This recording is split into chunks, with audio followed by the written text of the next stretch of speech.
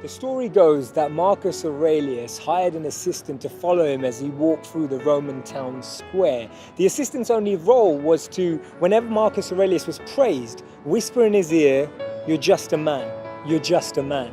They say two things define us: our patience when we have nothing and our humility when we have everything. You know, the greatest thinkers on the planet believe that they're perpetual learners, perpetual students of reality and of life. And it was actually Maya Angelou who said that actually I've learned that I still have a lot to learn. The person that we will become in 5 years is defined by the people that we spend time with today and the books that we read today. That's why who we associate with, who we spend time with, who we absorb our energy with will really define what's on our mind. And often what limits our learning is that we believe we already know. We believe that we already have knowledge. We already believe that we have the answer. But actually opening up ourselves to learn from the people around us, selectively choosing people who can be guides and wise advisors. We often find that this feeling of knowing makes us actually judge others and criticize others. And that's why we see that judging is critical, but observing can be educational. And therefore, we should be so focused on improving ourselves that we don't have any energy to criticize anyone else. And when we're focusing on improving ourselves, we'll surround ourselves by people who challenge the way we think, who question the way we behave. And that's why if you're looking around and you find yourself being the smartest person in the room, change rooms, you're in the wrong one. You want to be around people who lift up the way you think, who lift up your mindset, who really take you to new dimensions and horizons that you could never ever imagine yourself.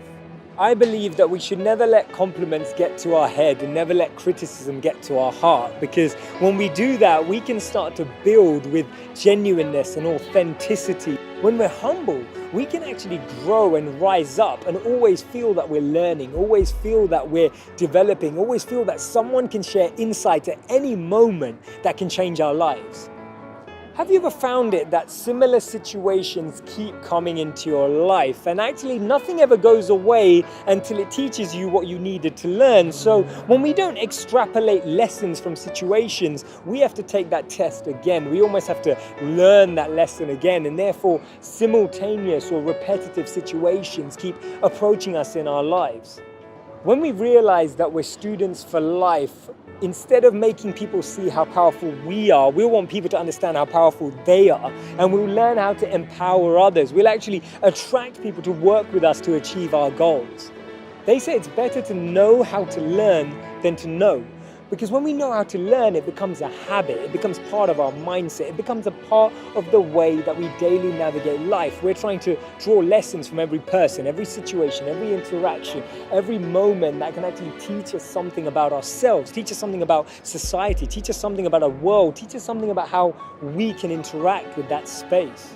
And that's why Brian Herbert said, the capacity to learn is a gift, the ability to learn is a skill, but the willingness to learn is a choice.